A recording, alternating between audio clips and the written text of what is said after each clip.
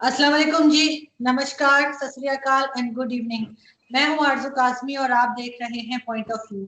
आज हम जरा बात करेंगे जी इंडिया और पाकिस्तान की, लेकिन साथ ही हम बात करेंगे कि जो आपको मालूम है कि FATF आने वाला है और हम मुसलसल देखते हैं कि जो भारतीय मीडिया है उसकी तरफ से और उनकी गवर्नमेंट की तरफ से डिफरेंट एलिगेशंस पाकिस्तान पे लगाई जा रही होती हैं। बार बार कहते हैं कि जी ब्लैक लिस्ट में करवा देंगे, और तो ये सारी बातें क्यों होती हैं और इसका पाकिस्तान के पास क्या जवाब है।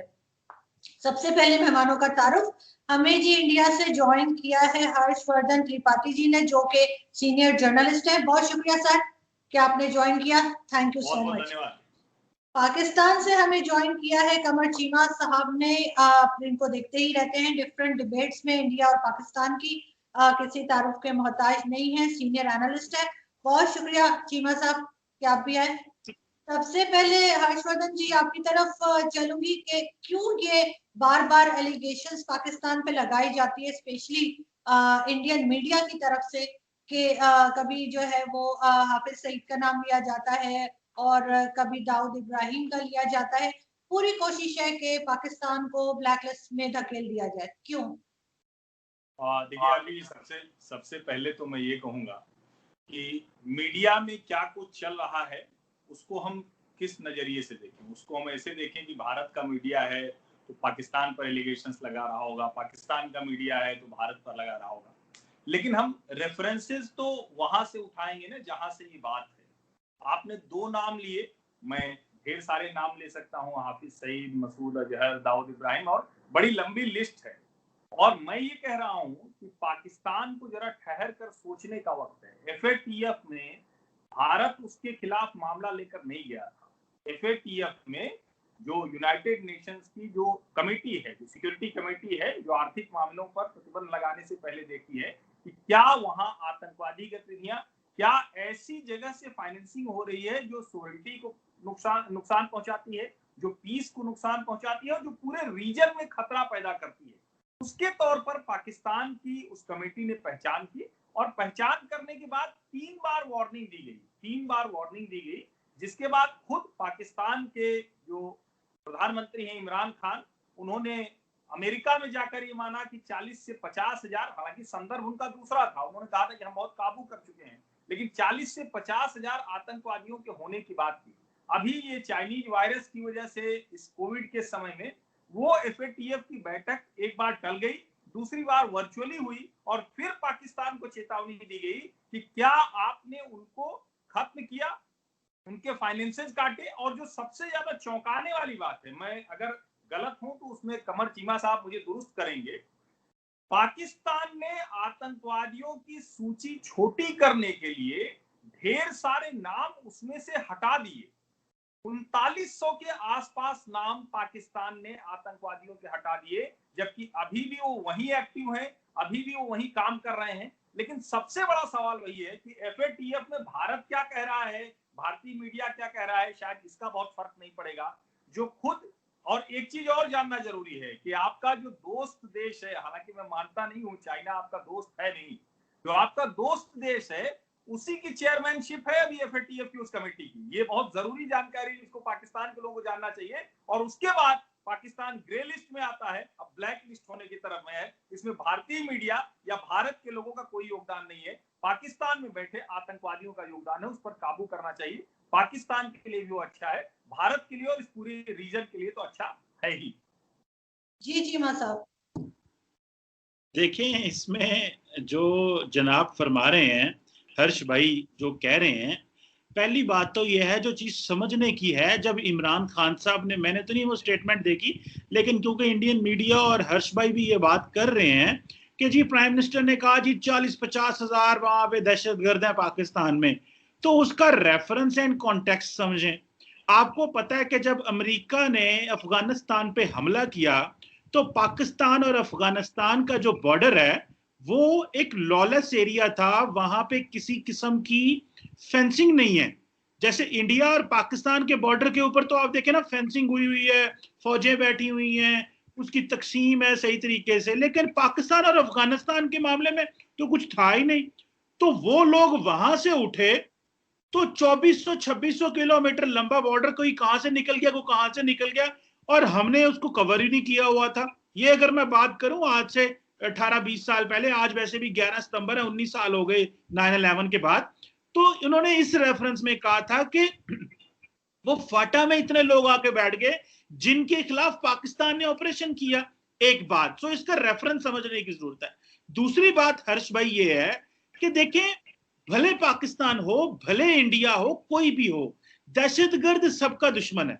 अब इंडिया ने क्या किया है आरजू, कि इंडिया ने जो इनके मुल्क के अंदर एक फ्रीडम स्ट्रगल चल रही है, जो कि मैं कश्मीर की बात कर रहा हूं, मैं किसी और की बात नहीं कर रहा, क्योंकि कश्मीर एक डिस्प्यूटेड टेरिटरी है। जो बाकी इनके मुल्क में फ्रीडम स्ट्रगल चल रही है उसको एक और पैराए में देखना चाहिए। कश्मीर बिल्कुल एक और टेरिटरी है जिसपे यूएन की रेजोल्यूशन है। सो जो कश्मीर, जो इंडिया के अंदर बाकी जो फ्रीडम स्ट्रगल है उनके ऊपर कोई यूएन की रेजोल्यूशन या कोई डिस्प्यूटेड टेरिटरी वैसे नहीं है। कश्मीर के अंदर एक फ्रीडम स्ट्रगल चली थी। इन्होंने क्या किया, ये मैं लिंक बनाने लगा हूं, इन्होंने क्या किया कि जब अमेरिका बहादुर दहशतगर्दी की जंग लड़ने 9/11 के बाद पूरी दुनिया में चल पड़ा और पाकिस्तान, भारत सबने साथ दिया, तो इंडिया ने बड़ा स्मार्टली और स्विफ्टली जो वहां पे फ्रीडम स्ट्रगल चल रही थी, जो डिस्प्यूटेड टेरिटरी है, वहां के लोगों को कहना शुरू कर दिया दहशतगर्द है। अब देखें कि इन्होंने लिंक कर दिया उसको जी, जैसे ग्लोबली दहशतगर्द, जैसे ये अलकायदा वाले हैं ना, वैसे ही कश्मीर वाले हैं। भाई अलकायदा का और कश्मीर का जमीन आसमान का फर्क है। उन लोगों की जमीन है, जगह है, वहां के पैदावार है, उनका एड्रेस है। अलकायदा का कोई एड्रेस है? कोई नहीं है। कोई इस्लामिक स्टेट का एड्रेस है? कोई नहीं है। कश्मीरियों का तो एड्रेस है, वो तो घर, उनका तो वह डोमिसाइल है, जिनके डोमिसाइल अभी आज बदलने की आप कोशिश कर रहे हैं ताकि वो डेमोग्राफिक चेंजेस ला रहे हैं। सो इन्होंने फ्रीडम स्ट्रगल को, आरजू ये मैं बड़ी अहम बात बता रहा हूं, ये ग्लोबली, क्योंकि मैं उठता बैठता हूं, पढ़ाता हूं इंटरनेशनल पॉलिटिक्स, तो उन्होंने कहा जी कि ये तो फ्रीडम स्ट्रगल जो है ये तो दहशत। अच्छा हुआ क्या कि इंटरनेशनली भारत का क्लाउड ज्यादा था, पाकिस्तान क्या था कि पाकिस्तान इस चीज में नोटोरियस रहा है। हमने वहां पे जहादी भी भेजे। अच्छा एक वक्त था हमने वहां तालिबान बनाए अफगानिस्तान में। तो हुआ यूं कि जो हमारे था, जो अफगानिस्तान में तालिबान भेजना और कश्मीर में मुजाहिदीन भेजना, इसको इन्होंने नथी कर दिया जी, देखें ये तो पूरी दुनिया में दहशतगर्द भेजते हैं। अच्छा अब वो ये तालिबान है हर्ष भाई, जिनको हमने अमेरिका के पैसे से बनाया। हकीकत है, ये को मैं नई कहानी नहीं सुना रहा, मैं आपको लिंक ड्रॉ कर रहा हूं ताकि आपके व्यूअर्स को समझ आ जाए। अब इंडिया ने क्या किया कि उन बेचारे फ्रीडम स्ट्रगल वालों को दहशतगर्द करार दे दिया। इंटरनेशनल कम्युनिटी ने एक्सेप्ट कर लिया, क्योंकि पाकिस्तान अपना मौकफ एडवोकेसी नहीं कर सका केस की, क्योंकि हम इसमें बड़ी देर डबल माइंडेड रहे, क्या करना है, कैसे करना है। और ये देखे ना 20-25 साल लगा के यहाँ पे ये रेडिकलाइजेशन और ये सारा माइंडसेट बना था, जिसको पाकिस्तान ने पिछले, हर्ष भाई, पिछले 15 साल में रिवर्स किया है। मैं अगले दिन एक इस्लामी जमात के बड़े, पाकिस्तान में बड़ी टॉप लेवल के लीडरशिप से मिल के आया हूं, तो मैंने कहा जी आपके ऊपर सबसे बड़ा मुश्किल वक्त अभी है कि आप, इमरान खान ने आपके सूबे में आप जाके पावर ले लिया है। उन्होंने कहा नहीं, सबसे मुश्किल वक्त हमारे पे तब था जब अफगानिस्तान से मिलिटेंट्स पाकिस्तान आए और वो हमें भी मारते थे, कह रहे थे ये भी हुकूमत पाकिस्तान से मिले हुए, इनको भी मारो। सो इंडिया ने स्विफ्टली कर लिया। मैं इसको FATF करके फिर मैं खत्म करूं, बात लंबी हो गई है। अब FATF पे आने, अब हुआ यूं है कि जो FATF है वो अमेरिका बहादुर पाकिस्तान पे प्रेशर डालता है, क्योंकि अमेरिका अफगानिस्तान से सेफ एग्जिट चाह रहा है, उन बेचारों को एग्जिट ही नहीं मिल रहा वहां से। हमने तालिबान को, उन्होंने कहा जी कि आप हमारी मदद करें। आपको पता है माइक पॉम्पियो आरजू पाकिस्तान आए तो शाह महमूद कुरैशी साहब ने जब 1-on-1 डायलॉग हुआ तो उन्होंने कहा जी कि हम चाहते हैं स्ट्रेटेजिक पार्टनरशिप हो। उन्होंने कहा जी आपका और हमारा जो ताल्लुकात हैं वो वाया अफगानिस्तान आते हैं, तो आप हमारी वहां मदद करें तो हम आपसे ठीक हो जाएंगे। सो पाकिस्तान ने अब अमेरिका की मदद की है वहां पे निकलने के लिए। इस दौरान अमेरिका ने हमारे ऊपर FATF की तलवार लटका दी जी। अच्छा दो चीजें हैं, कुछ हमारी कमजोरियां थी और कुछ पॉलिटिकल बात भी होगी। हमारी कमजोरियां हर्ष भाई ये थी कि हमने लीगल जो चीजें थी, लकूनास जो थे, उनको अनप्लग नहीं किया हुआ था।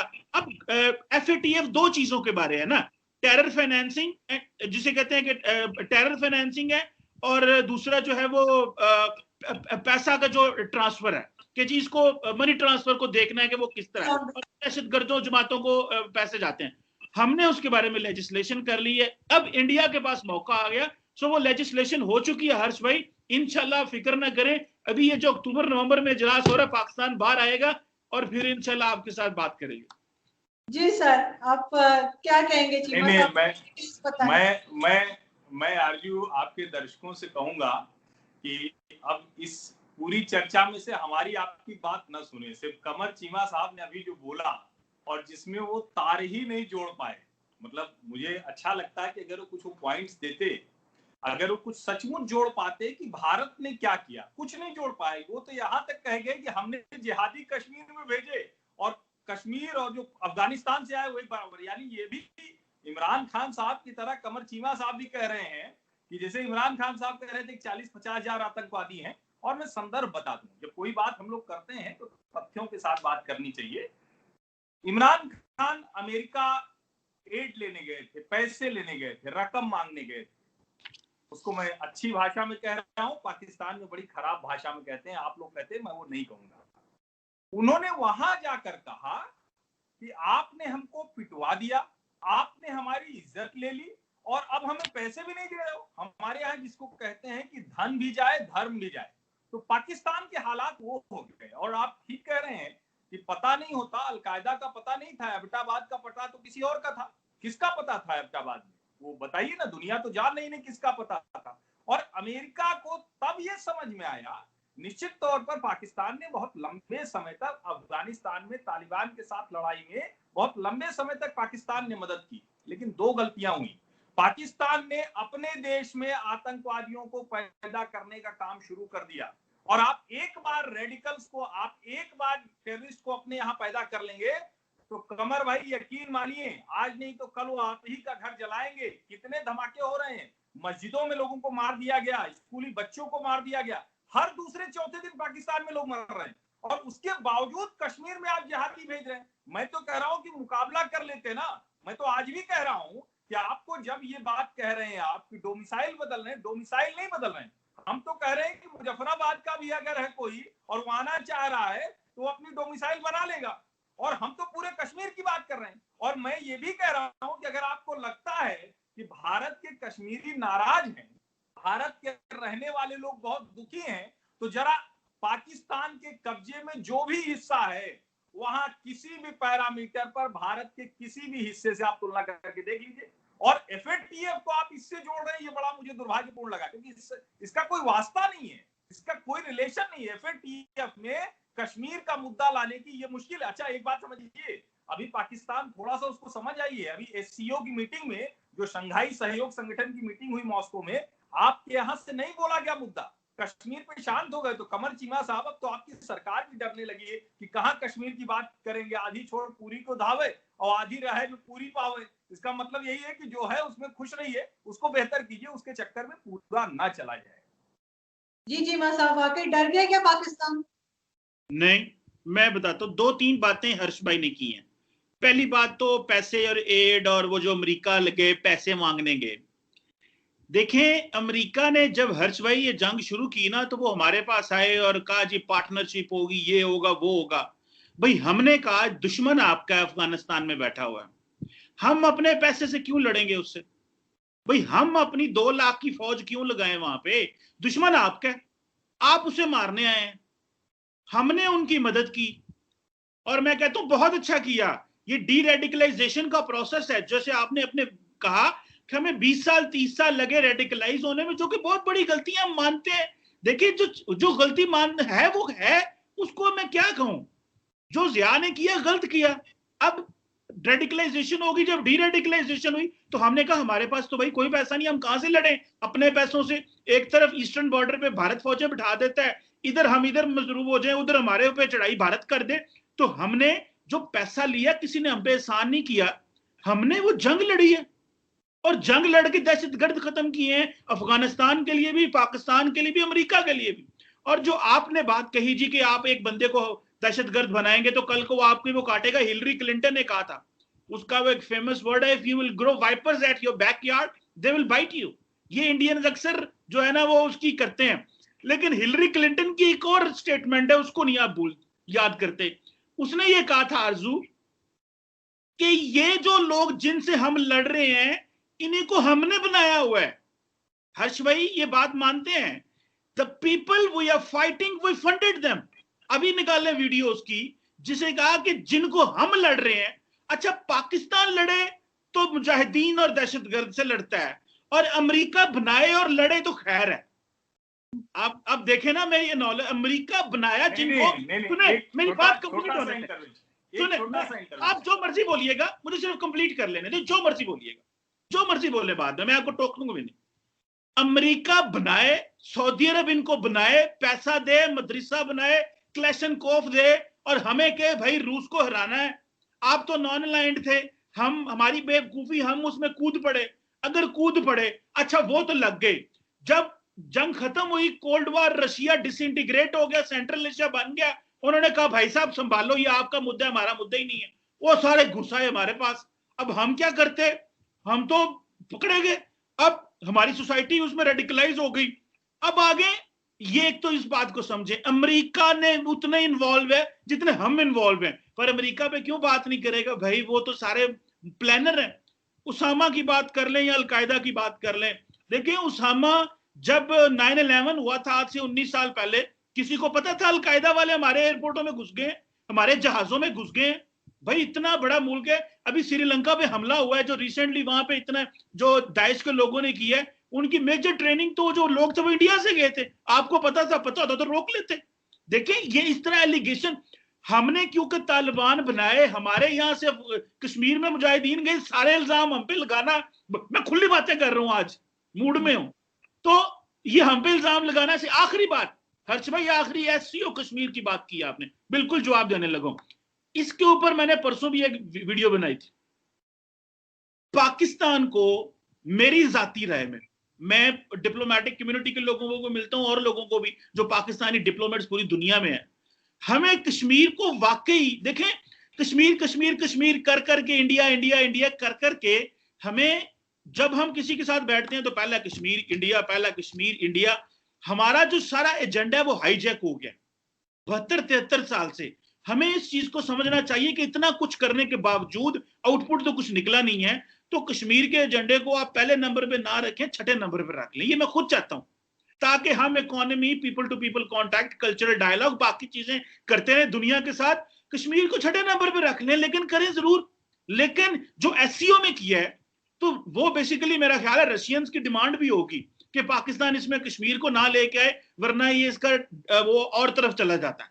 सो जो हम पर्सपेक्टिव लेके आना चाहते हैं वो एक इंटीग्रेशन के वो। सो मेरा ख्याल है इसमें पाकिस्तान ने अंडरमाइन नहीं किया, हमने तो अपनी फॉरेन पॉलिसी हाईजैक कर ली हुई है खुद इंडिया और कश्मीर की वजह से, जिसको मैं खुद समझता हूं कि हमें इसको चौथे, पांचवें, छठे नंबर पे ले जाना चाहिए और पहले सिर्फ बिजनेस की बात होनी चाहिए। जी जी सर। नहीं, कमर साहब ने आज इतनी बढ़िया बढ़िया बात की है, तो इनकी बात मैं कहूंगा कि पाकिस्तान के हुक्मरान सुने, लेकिन बस एक ही बात मैं कहूंगा कि ऐसे फंसते मुल्क के साथ कौन खड़ा होगा। आप भारत को छोड़ सबकी बात मान लेते हैं, आप रशिया के दबाव में कुछ करने चले जाते हैं, अमेरिका के दबाव में आतंकवादी तैयार कर लेते हैं, चाइना के दबाव में अपने मुल्क के बाशिंदों को ही मारते पीटते हैं, सीपीईसी में जहां भी आप देखिए उनको परेशान कर रहे हैं, उनका जीवन खराब कर दिया। यानी भारत की लड़ाई के चक्कर में आप खुद को कितना फंसाते चले जाएंगे एक मुल्क के तौर पर। और मैं फिर से कह रहा हूं कि ठीक है, तालिबान से लड़ने में पाकिस्तानी फौजों का इस्तेमाल किया, और एक बात इसमें मुझे कोई एतराज नहीं, मैं जो इंटरवेंशन कह रहा था, मैं खुद ये मानता हूं और दुनिया ही जानती है कि अमेरिका और रूस ने अपने हितों के लिए बहुत, कोई एक इलाका नहीं, दुनिया के ज्यादातर इलाकों में अपने हिसाब से बहुत सी गलतियां की हैं, बहुत सी गड़बड़ियां की हैं, और जिसका खामियाजा उन्होंने भुगता। लेकिन दुनिया का कौन सा देश है साहब, कौन सा देश है कि अपने यहां आतंकवादी तैयार करने लगे। आप रेडिकल टेररिज्म आप ले आते हैं और उसमें रिलीजन डाल देते हैं, और आप कह रहे हैं, मैं अभी नाम भूल रहा हूं, शायद हक्कानी साहब की किताब है, आपको जरूर पढ़नी चाहिए। उसमें वो कहते हैं कि कश्मीर नहीं रहेगा तो पाकिस्तान का पूरा, जिसको कहते हैं ना कि उसका अस्तित्व खत्म हो जाएगा। तो आप ये सलाह तो बड़ी खूबसूरत दे रहे हैं, लेकिन क्या पाकिस्तान के हुक्मरान, पाकिस्तान की एजेंसी, पाकिस्तान की फौज अफोर्ड कर पाएगी क्या क्योंकि उसके लिए आपको काम करना पड़ेगा, पॉलिसी लेकर आना पड़ेगा, एजुकेशन देना पड़ेगा, इंफ्रास्ट्रक्चर लगाना पड़ेगा। उसके लिए आपने कभी काम ही नहीं किया। 1947 से आप कश्मीर के अलावा आपकी पूरी इकोनॉमी उसी पर चलती रही। अब क्या मैं आपको हर साल का आंकड़ा बताऊं? ट्रंप साहब आए तो रोक दिया तो आप नाराज हो गए, तो आप सीपीईसी में गिरवी रख दिया, और ऐसा गिरवी रख दिया कि सीपीईसी के सारे प्रोजेक्ट 6 टाइम्स कॉस्टली हो गए, 6 गुना। ये आपकी अपनी रिपोर्ट है, जो इकोनॉमिक रिपोर्ट आई है उसका स्टैटिस्टिक्स कहता है कि 6 गुना महंगा हो गया। और सिर्फ महंगा नहीं हुआ है, आपके फौज के अफसरों ने कंपनी बनाकर उसमें भ्रष्टाचार कर लिया, करप्शन कर लिया। तो आप सोचिए कि वो क्यों आपको सही रास्ते पर जाने देंगे। तो असली समस्या की तरफ जाएंगे तब तो 6वें नंबर पे जाएगा कश्मीर, क्योंकि इसी से तो सारी की सारी एक तरह से कहें कि पूरा मुल्क किस पर चल रहा है। चीमा साहब, ऐसा वैसे आप बात तो अच्छी कर रहे हैं, लेकिन मुझे तो नहीं लगता कि ये पॉसिबल है कि हम कश्मीर को 6ठे नंबर पे डाल दें और बाकी चीजें आगे ले आए। तो उससे आपको नहीं लगता कि कश्मीरी जो यहाँ पर है हमारे पास, जो आजाद कश्मीर है, वो लोग हर्ट होंगे इस बात से आपकी?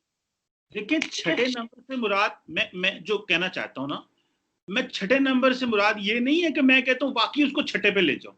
मेरे कहने का मकसद ये है कि कश्मीर को जरूर डिस्कस करें। भारत की क्रॉस बॉर्डर टेररिज्म जो पाकिस्तान में करवाते हैं, कुलभूषण यादव जैसे जो नेटवर्क मौजूद हैं, बलूचिस्तान में जो ये वहां पे इंसर्जेंसी को सपोर्ट करने की कोशिश कर रहे हैं, अफगानिस्तान के रास्ते जो पाकिस्तान में दहशतगर्दी और जो सीपैक के मंसूबों के ऊपर दहशतगर्दी करवाई जाती है, भारत उसको बंद करे। पहली बात तो ये है, लेकिन वो हम हाईलाइट करते रहेंगे। इंपॉर्टेंट चीज ये जो समझने की वो ये है आरजू, कि जो कश्मीर है अगर वो नंबर 2 पे, 3 पे, 4 पे चला जाएगा, हमें इकोनॉमी चाहिए इंपॉर्टेंट। अगर इकोनॉमी होगी तो फौज मजबूत होगी, डिफेंस मजबूत होगा। सो मैं इकोनॉमी को सबसे इंपॉर्टेंस देता हूं, ज्यादा ग्लोबली इंटीग्रेशन को इंपॉर्टेंस देता हूं। अल्हम्दुलिल्लाह सीपैक इकोनॉमी है जिसको भारत को इतनी दर्द क्यों होती है, क्योंकि उनको पता हो पैसा आ गया पाकिस्तान में। अच्छा, ये तो $80 अरब की बायलैटरल, $100 अरब की बायलैटरल करके $85 अरब की इंपोर्ट करते हैं, और अपने खिलौने बिलौने जो भी इंडिया में छोटी छोटी दुकानें चलती हैं वो चीन से चला लेते हैं। हम अगर $60 अरब, $65 अरब की इन्वेस्टमेंट आ गई, ओ नहीं नहीं नहीं नहीं नहीं, ये नहीं होना चाहिए। हाँ, हमारे यहाँ चीन का माल आए, ठीक है, $85 अरब की इंपोर्ट कर ले, बहुत अच्छा है, वुहान स्पिरिट हो जाए। वो शी जिनपिंग साहब आए, आरतियां उतार रहे थे उनकी, नरेंद्र मोदी आगे पीछे सहराओं में, जंगलों में, पता नहीं किधर किधर पीछे पीछे भाग रहे थे। मैं सिर्फ इतना बता दूं, radical terrorism, Islamic radical terrorism इनके हाथ में आरजू वो आ गई। जो कहता था ना वेस्ट, पहले इनको समझ नहीं आ रही थी कश्मीर का करना क्या है। अब इन्होंने कहा हो ये तो कश्मीर तो टेररिज्म है, हम दुनिया में क्योंकि दहशतगर्दी की जंग लड़ी है, टेररिज्म से मिला दो। लोग कहेंगे वाह वाह जी, टेररिज्म हो रही है, टेररिज्म हो रही है। अच्छा, इन्होंने किया, इनका मंजन बिक गया, बिका हमारी कमजोरी की वजह से, क्योंकि हमारे ऊपर। अच्छा, मजे की बात है आरजू, 70,000 दहशतगर्दी की जंग में जाने हमने गवाई, $120 अरब का इंफ्रास्ट्रक्चर हमारा टूट गया, और इल्जाम भी हम पे। इसका वजह पता है क्या है? इसकी वजह यह है कि हमसे पर्सपेक्टिव ही नहीं बना, हमसे नैरेटिव ही नहीं बना। मैं तो पता नहीं कब से पीट रहा हूं, बंदे भी हमारे मरे, यहां पे हमारे खिलाफ ही सारा कुछ हो तो, और लेकिन हम दुनिया को बता नहीं सके, कसूर हमारा है। उसकी और रीजन है। सीपैक की हर्ष भाई ने बात की, आखिरी बात फिर आप बोले। सीपैक पाकिस्तान का इंफ्रास्ट्रक्चर डेवलपमेंट है, पैसा है, सड़कें बनेंगी, एनर्जी प्रोजेक्ट लगेगा, जब एनर्जी होगी तो इंडस्ट्री चलेगी, पहिया चलेगा, एक्सपोर्ट होगी, जब सड़क बनेगी तो एक्सपोर्ट होगी। तो उसको लिंक करेंगे। ओ जी फौज आ गई, फौज ले गई, फौज के खिलाफ है, क्योंकि फौज पाकिस्तान का डिफेंस करती है ना। और भाई इस फौज ने तो भारत को जो है वो उसके लिए सबसे बड़ा मसला ही फौज है। क्यों? कि वो कहते हैं जी कि फौज के को कंट्रोवर्शियल करो पाकिस्तान में, तो इनका काम ये है सीपैक को कंट्रोवर्शियल करो ताकि इकोनॉमी ना रन हो सके। सो ये हमें ये क्यों कहते हैं हर्ष भाई, ये क्यों आप लोग कहते हैं भला कि पाकिस्तान को डिप्लोमेटिकली आइसोलेट कर दें? उनको पता है कि अगर पाकिस्तान से हमने मुज़ाकरात शुरू कर दिए, बातें करनी शुरू कर दी, डायलॉग शुरू हो गया, तो ये तो दुनिया में इंटीग्रेट होंगे। तो अभी तो मौका आया कि इनके ऊपर एक ब्लेम लगा हुआ है, इनकी स्टिग्मेटाइजेशन हो चुकी है, लिहाजा मजीद दबाव पाकिस्तान से बात ही ना करो। नरेंद्र मोदी साहब जो हैं वो इंडिया को एक हिंदू रियासत बनाने के पे आ गए हैं, इनको उसकी कोई परवाह नहीं है। पाकिस्तान अगर इस्लाम का इस्तेमाल करे बड़ी इनको प्रॉब्लम होती है। हमने तो 72 साल पहले फैसला कर लिया था पाकिस्तान एक इस्लामी रियासत होगी, इन्होंने 2014 में फैसला किया कि इंडिया एक हिंदू रियासत होगी जिसमें मजहब का बड़ा किरदार होगा। तो देखे ना, मैं आज वो एक तस्वीर देख रहा था, इधर जो भी आता है ना, बेशक जापानी आए अमरीकी आए, सबको तिलक लगा देते हैं, आओ तेनों भी हिंदू करिए, आज तेनों भी हिंदू करिए। और भाई आप हिंदू मजहब का इस्तेमाल जो मर्जी करें, हमें इससे इतराज नहीं है। हमारे इस्लाम, यही तो खान साहब ने यूएन में स्पीच में हर्ष भाई कहा था, उन्होंने कहा था भैया ये इस्लामोफोबिया और ये इस्लाम को बदनाम किया भारत ने, यूरोप ने, अमेरिका ने, हम इसको डिफेंड ही नहीं कर सके। आज भारत कहता है कोरोना जहाज, आप इमेजिन करें किस तरह मुसलमानों को जलील किया जाता है वहां पे, जिस तरह इंसल्ट होती है मुसलमानों की। इनको नहीं पता कि पाकिस्तान में दहशतगर्दी ये करवाते हैं। ये कुलभूषण यादव क्या इधर फिशिंग करने आए थे?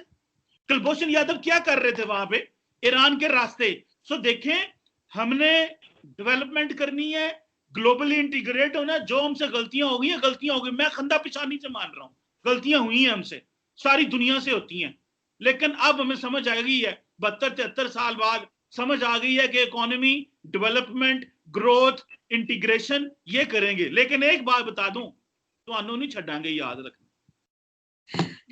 हर्षवर्धन जी, आपने चीमा साहब की बात सुनी, उन्हें तो खैर आप रिप्लाई करेंगे ही, लेकिन एक चीज और मैं यहाँ पे आपके लिए ऐड कर दूं कि क्या चाइना के साथ, क्योंकि इंडिया की आजकल टेंशन चल रही है, इस वजह से क्या इंडिया को बुरा लगता है कि चाइना और पाकिस्तान बिजनेस कर रहे हैं? और दूसरी बात ये कि आप पाकिस्तान आर्मी के पीछे पड़े होते हैं, नहीं, मुझे लगता है कि एक बात थोड़ी स्पष्टता के साथ ही, भारत को कतई बुरा नहीं लगा कि पाकिस्तान की।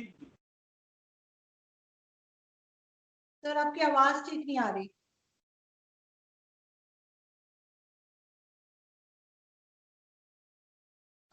सर आपका फ्रेम फ्रीज हुआ है।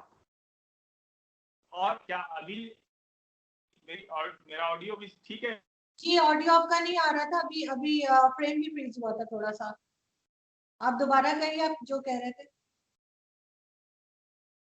यहाँ मुझे आप दोनों फ्रीज दिख रहे हैं। अच्छा, नहीं मेरे पास तो ठीक है, चीमा साहब भी ठीक है, आपका फ्रीज हो रहा है थोड़ा सा।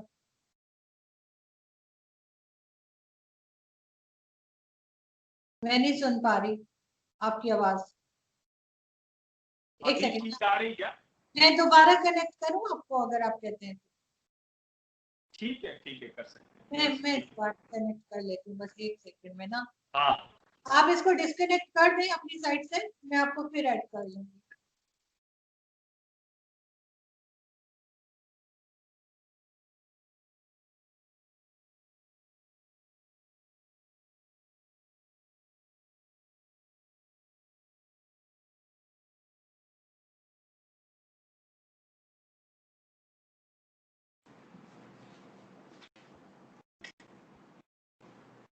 जी सर। ठीक है, अभी ऑडियो क्लियर है? जी अभी बैठे जी सर, आप बताइए। ठीक है, तो मैं जो कह रहा था कि ये दरअसल 2-3 बातें जो कमर चीमा साहब ने कही, तो मैं आपको बताऊं कि हिंदुस्तान में किसी को कोई तकलीफ नहीं है कि पाकिस्तान अगर दुनिया भर में कुछ दोस्तियां कर पाए, लेकिन बड़ा बहुत शर्मनाक है कि इस्लामिक राष्ट्र तो बन गए, इस्लामिक मुल्क बन गए, लेकिन उसके बावजूद अपने यहाँ ही अलग अलग मुसलमानों को ही नहीं संभाल पाए, सिंधियों को नहीं संभाल पाए, बलूचियों को नहीं संभाल पाए। और मैं ये नहीं कह रहा हूं, आप आरोप लगाइए, आप कुछ भी कह लीजिए, लेकिन हिंदुस्तान में इतने मुसलमान हैं और वो हिंदुस्तान के साथ हैं, वो नहीं गए आपके साथ। आपने बड़ी कोशिशें की, बहुत कोशिश की कि यहाँ मुसलमान के नाम पर आप बवाल कर दें, नहीं हो पाया।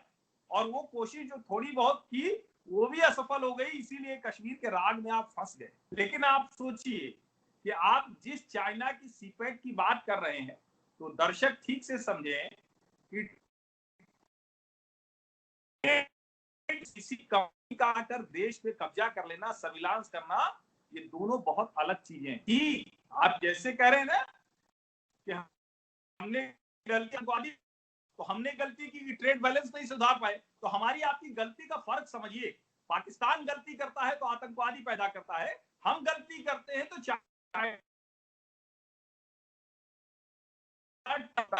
हम जो ट्रेड इम्बैलेंस था उसको हम उसके मुंह पर कहने की ताकत रखते हैं हर दूसरी मीटिंग में कि हम ये ट्रेड इम्बैलेंस आपको दूर करना है। और सीपेक के लिए चाइना गिड़गिड़ा, सिर्फ सीपेक के लिए नहीं, जो उनका पूरा प्रोजेक्ट है वन बेल्ट वन रोड, और आप तो बहुत अच्छे से जानते होंगे, नहीं जानते होंगे तो थोड़ा सा आज पढ़िएगा, जितने देशों में से गुजर रहा है ये वन बेल्ट वन रोड, जिसको बेल्ट एंड रोड इनिशिएटिव कहते हैं, जो शी जिनपिंग के 100 साल की कम्युनिस्ट पार्टी होने पर सबसे महत्वाकांक्षी परियोजना थी, उसका पायलट प्रोजेक्ट था ये सीपेक। सीपेक ही नहीं पूरा हो पाया, दुनिया के दूसरे देशों ने हाथ खींच लिया। बिना भारत के वन बेल्ट वन रोड सिर्फ सपने जैसा है, सीपेक से कोई और आगे नहीं आने वाला है। और ये मैं नहीं कह रहा हूं, ये रिपोर्ट दुनिया की कह रही है और खुद आपके यहाँ की रिपोर्ट कह रही।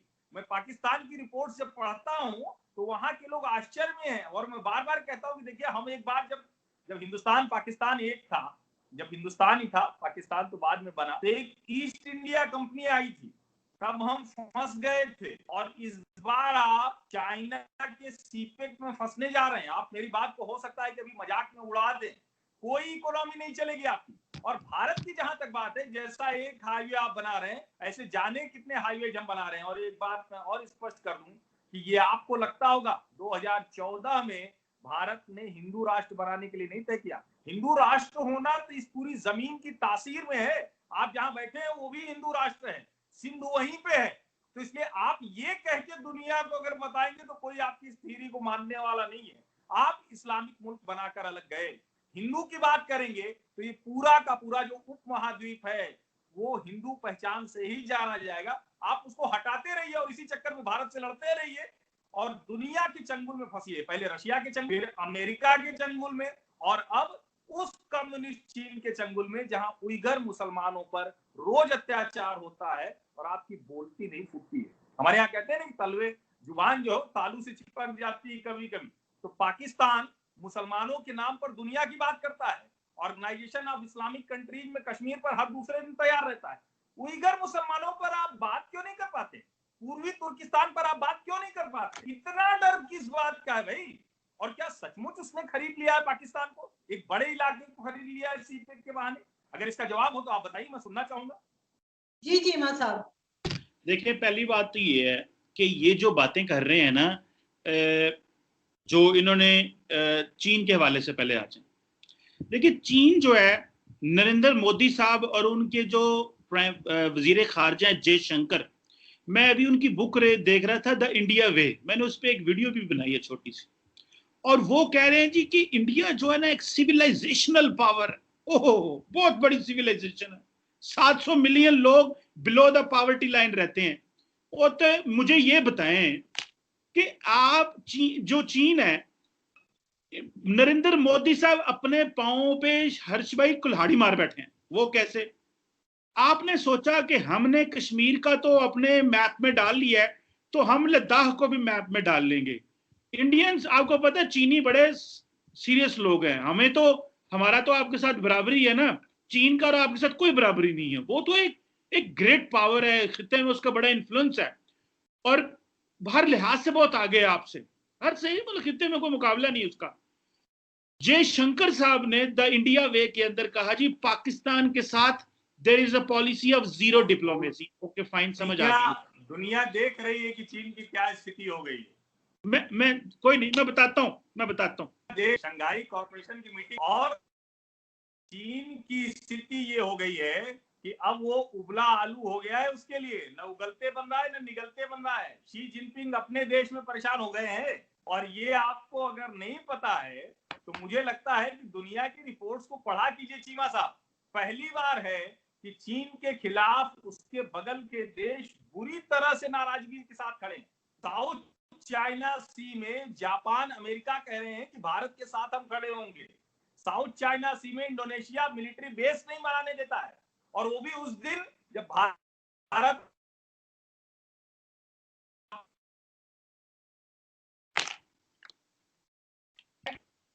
सर आपकी फ्रेम फिर फ्रीज हुई थी, आपकी फ्रेम फिर फ्रीज हुई। जी जी मतलब लास्ट कमेंट आपकी तरफ से। जी बस मैं खत्म करता हूँ इसको। पहली बात तो ये है कि इंडिया ने जो पॉलिसी शुरू की है वो है जिसे कहते हैं डीकपलिंग। डीकपलिंग ये है कि इन्होंने पहले जो इंडियन गवर्नमेंट्स हुआ करती थी वो चीन के साथ बॉर्डर इशू को इकोनॉमी से अलहदा रखते थे। जयशंकर साहब इतने महारत वाले खारजा मिनिस्टर आए हैं, उन्होंने इकोनॉमी को लिंक कर दिया है बॉर्डर इशू के साथ। अब देखें कि जो इनकी इकोनॉमी है अगले, अभी तो माशाल्लाह -24 पे है ना, ये -100 पे जाएगी क्योंकि ग्रोथ बड़ी मुश्किल होनी है इनके साथ। अभी तो सिर्फ पाकिस्तान की बात कर रहे हैं। सुने सुने सुने, ठीक है जनाब, आगे आ जाए। अभी सुने उधर रशिया में बड़े तरले शरले करके तो बात की है जयशंकर साहब ने कि हमारे बात करें खुदारा हमारी जान निकल रही है। नरेंद्र मोदी साहब की हालत यह है कि जब से फौजी जवान मारे गए आपके 28 घंटे बाद उनकी जुबान से लफ्ज बाद निकला और उनके मुंह से आज तक चीन का लफ्ज एक दफा नहीं निकला। और चीनियों हम आपको छोड़ेंगे नहीं, बस ये कहते हैं LOC और LAC पे जवाब देंगे। और हमारा तो नाम लेते हो, उनका भी नाम लो ना, वो आपका वो अशर करने। और आपको बताऊं शी जिनपिंग बोले ही नहीं है अभी तक, उन्होंने एक लफ्ज भी। उनके लिए इंडिया इतना अनइम्पोर्टेंट है, इसकी वर्थ इतनी है कि एक लफ्ज ने मुंह से निकाला और सारा भारत चीन चीन चीन चीन पाकिस्तान चीन कर रहा है। और चीन ने एक दफा भी किसी टॉप लीडरशिप ने बोले ही कोई नहीं इनके बारे में। और देखें मजा इस चीज का आया है कि 130 करोड़ का मुल्क हो हर्ष भाई, 20 फौजी मारे गए बगैर गोली चले, 1.25 अरब का मुल्क हिल गया। आप बताएं हिला कि नहीं हिला? और चीन देखें ना आपको चीनी जुबान की समझ आती है, ना आपको पता है वहां पे टीवियों पे क्या हो रहा है, कोई समझ ही नहीं आपको वहां पे हो क्या रहा है। मजे की बात यह है कि अगर चीन के साथ आपकी लड़ाई हो ना तो आप पाकिस्तान को गालियां निकालते हैं क्योंकि उन्हें पता है कोई तो हमारी सुन रहा है। चीनी तो सुनते ही नहीं है, उन बताओ को तो शिंगपोंग पता नहीं क्या बोलते हैं, उनकी अपनी जुबान है। और इंज करो ਤੁਹਾਡੀ ਐਸੀ कैसी और चीन तेनों छड़ांगे नहीं ऐसी, ठीक है, और पाकिस्तान चीन के दोस्त तुम्हें भी नहीं छोड़ेंगे। अब ये देखे ना मजे की बात ये है हर्ष भाई, गाली देनी है चीन को, साथ पाकिस्तान को भी लगा लेते हैं ताकि जरा स्पाइस बन जाए, जरा मसाला तैयार हो जाए। सर जी अगले कुछ देर में ये होने लगा है, ये सुन लें आपके लिए, अगले कुछ देर में डिफेंस मिनिस्टर राजनाथ सिंह साहब की मुलाकात हुई, उन्होंने कहा 1 इंच भी पीछे नहीं हटेंगे और जो मजीद जो टेरिटरी है वो लेंगे। अरुणाचल प्रदेश के बारे में उन्होंने कह दिया है साडा है। अब आपने जिस चीज में हाथ डाल लिया ना वो है चीनी, वो तो साउथ चाइना सी पे 1 इंच के ऊपर बात करते हैं। आप अगर चीन के साथ इंगेज हो गए तो ट्रस्ट मी, चीन ने आरजू आखिरी बात मैं करने लगा हूं, चीन ने जो चीज हम करना चाहते थे ना हर्ष भाई वो चीन ने कर दी। क्या हम चाह रहे थे कि इंडिया खित्ते में आइसोलेट हो, हमसे नहीं हो सका, मैं मानता हूं हमारी इतनी कैपेसिटी नहीं है, मैं मानता हूं इस चीज को। लेकिन बांग्लादेश नेपाल ने जो आपके साथ किया है, एक छोटा सा लैंडलॉक मुल्क होके, मैं कहता हूं कि बड़ा मुल्क भी नहीं कर सकता। बांग्लादेश, पाकिस्तान, अफगानिस्तान, जहां जहां चीन का इन्फ्लुएंस था ना, उन्होंने सबके जगह पैसा लगाना शुरू कर दिया, इन्वेस्टमेंट कर दी। उन्होंने कहा टफ टाइम दो इंडिया की। अब इंडिया का क्या होगा? इंडिया को अब भागना पड़ेगा अमेरिका के पास, देखो हम आपके साथ हैं। और साउथ चाइना सी की मैं बात बताऊं आपको, और जब आपने इंडो पैसिफिक की बात की, मैं हाल ही में इसी साल फ्रांस में एक कॉन्फ्रेंस में था, इंडो पैसिफिक कॉन्फ्रेंस, जो कि फ्रांस की ने कराई थी। और वो जो मजे की बात बताऊं, मैं यहाँ पे कुछ वो ऐसी चीजें भी हैं जो मैं भी बताना नहीं चाहता क्योंकि वो किसी को पता नहीं है। यकीन करके मानने, इंडिया इतना घबराया हुआ है कि इंडिया अब इंडो पैसिफिक में इतनी पावर्स आ गई हैं, चीन, अमेरिका। आप बहुत अच्छे सुनाते हैं। सुने तो सही ना, सुने तो सही ना। इंडिया, चीन, फ्रांस और अमेरिका, इंडिया को समझ नहीं आ रही है हमने करना क्या है। और इंडिया ने वहां से राफेल तो ले लिए, लेकिन चीमा साहब आप बोल क्या रहे हैं ये तो खुद सुनिए ना, आप क्या कह रहे हैं? चीन, फ्रांस, अमेरिका क्या बोल रहे हैं आप? सुने तो सही ना, सोचिए, सुने तो दर्शक देखेंगे आरजू के चैनल पे बड़ी संजीदा बहस होती है और आप ये इतनी देर से चीनियों से आप डरते हैं भाई, ऐसे हम नहीं डरते हैं। देखिए मैं तो आपको टोकता नहीं है, हम मैंने आपको कभी नहीं टोका। उसी तरह से देखते हैं, चीन को भी उसी तरह देखते हैं। सुने चीन की क्या हालत हुई है ये आपको ग्लोबल टाइम्स पढ़ना चाहिए। शिन्हुआ पढ़ना चाहिए। हालांकि वो अंग्रेजी के सारे पेपर्स हैं, सारे के सारे टीवी चैनल्स हैं, लेकिन फिर भी आपको उनको सुनना पढ़ना चाहिए। तो वहां आपको समझ में आएगा कि भारत को लेकर क्या चर्चा हो रही है, बस आपको समझ में आएगा। वहां के विदेश मंत्रालय की रिलीज पढ़नी चाहिए। एक सेकंड चीमा साहब, आप कंप्लीट कर लें, फिर मैं लास्ट कमेंट के लिए जाऊंगी। मैं तो हर्ष भाई को टोकते ही नहीं, यही मुझे टोक देते हैं बार बार। मुझे पता है फ्रस्ट्रेशन होती है मेरी बातें सुन। चुटकुले सुनाते हैं तो मुझे टोकना पड़ जाता है। आप लोग पाकिस्तान में इसके आदी हो गए हैं। देखिए बहस में हम लोग नहीं। मैं तो आपके चुटकुलों पे नहीं बोलता, मैं कहता हूँ बोलने दो, बेचारों का दिल कर रहा है। चीन से पहले हम भी टफ टाइम देंगे तो और परेशान होंगे। मैं बता दूं जनाब, देखें इंडिया की परेशानी का आलम यह है, मैं इंडो पैसिफिक की बात कर रहा था कि बड़े घबराए हुए हैं वहां पे, उसकी मैं किसी वक्त फिर डिस्कस करूंगा कि क्यों घबराए हुए हैं। लेकिन एक बात बता दूं, जितनी आप चीन के साथ ट्रेड करते हैं ना, चीन को कोई फर्क नहीं पड़ता, क्योंकि वो चीन की टोटल ट्रेड का 2% है। आपके चूल्हे बंद हो जाने हैं, ये याद रखें। चीन से पंगा लेने से आपके चूल्हे बंद हो जाने हैं, गुर्बत बढ़ जानी है। कोरोना ने -25 कर दिया, अभी तो शुक्र करें चीन आपको चीजें भेज रहा है। अगर उन्होंने बैन कर दिया आपको, तो आप तो बस, आपने तो एक ही कहना है जी हमारे, आपने 20 फौजी मारे हैं, हम आपकी एप्स बंद कर देंगे। फौजियों के मुकाबले में एप्स बंद करा लें। जी आपके लास्ट कमेंट सर। आरजू पहली बात तो ये कि मुझे लगता था कि चीमा साहब टीवी से बाहर निकलेंगे तो इस तरह के नहीं, लेकिन आ गए, उसी फॉर्म में आ गए, तो इसके लिए इनको शुभकामनाएं। ऐसे ही पाकिस्तान बात भी करता है। एक दो चीजें बहुत गंभीरता पूर्वक मुझे लगता है कि पाकिस्तान के लोगों को समझनी चाहिए। हिंदुस्तान में चीन को लेकर हो सकता है कि आपको लगता है कि कभी कोई हम सोचते रहे कि चीन के साथ हमारे रिश्ते बिगड़े तो क्या होगा। आज भारत में लेकर इसको कतई कोई चिंता नहीं है, और भारत इसके लिए तैयार है कि अगर जरूरत हुई तो एक बार दो हाथियों। उसके पीछे बड़ी सीधी सी वजह है। आपको अनुमान है डोकलाम में पीछे कौन हटा था? भारत और चीन डोकलाम में पीछे कौन हटा था? अभी जिसकी बात बार बार की जा रही है, और 20 हमारे जो सैनिक हैं वो वीर गति को प्राप्त हुए, वो शहीद हुए, हमने उनको पूरे सम्मान के साथ उनके गांव तक हम लेकर गए, और जो 35 से लेकर 100 सैनिकों के, पीएलए के सैनिकों की गर्दनें टूटने की खबरें आई, नहीं पता चला। सही कह रहे हैं कि चीनी ऐसे बोलते हैं हमें नहीं पता होता है, आपको भी नहीं पता चलता, फिर भी आप पूरा देश गिरवी रखते चले जा रहे हैं। हमें नहीं पता चलता तो हम उतनी ही बात करते हैं जो हमारे देश के हक के खिलाफ नहीं जाती। और रही बात इसकी कि चीन के बाद हमारे देश में गुर्बत आ जाएगी, भारत में जिसको हम बार बार कहते हैं ना कि हम अगर अपनी आत्मनिर्भर भारत की बात कर रहे हैं तो हम किसी से भी डीकपलिंग की बात नहीं कर रहे हैं। हम बहुत स्पष्ट कह रहे हैं कि हमारी अपनी जमीन, हमारा अपना बाजार, हमारी अपनी ताकत है। और जिसको बार बार इन्होंने कहा, कई बार नाम लेते भूल गए, चीन फ्रांस एक साथ ले लिया। फ्रांस ने भारत के साथ जो पैक्ट में रिपोर्ट है वो अभी कल ही की बात है, अभी फ्लोरेंस पार्ली बोल के गई है जो वहां की रक्षा। जापान ने कल पैक्ट किया, हमारे जो रक्षा सचिव हैं और जापान के जो राजदूत हैं उन्होंने कल पैक्ट किया, मिलिट्री बेसिस तक का इस्तेमाल करेंगे हम। इंडोनेशिया ने चीन को बेस नहीं बनाने दिया।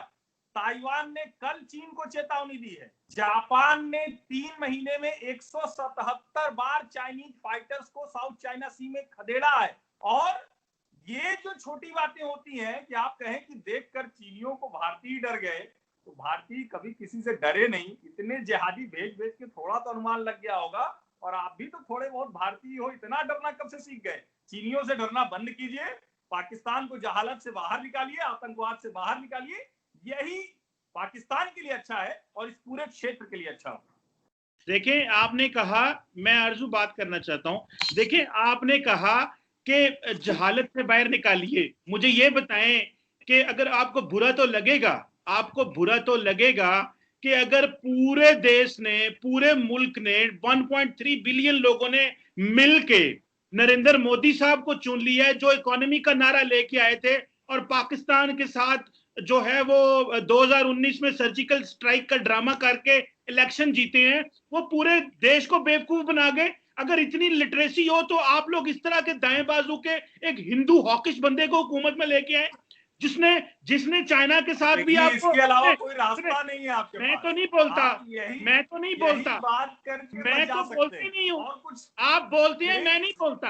आप बोलते हैं, मैं पर नहीं बात बोलता। नहीं कर रहे हैं कमर चीमा साहब जी आप बोलते हैं, आप तथ्यों पर बात नहीं करते, आप चले जाते हैं दूसरी तरफ। सुने ना, मैं इसीलिए कह रहा हूँ आप आइए ना, आप तथ्यों पे बात कीजिए। आप FATF पर बहस शुरू हुई, मैं बोलता हूँ जब आप बहस को दर्शक देखेंगे।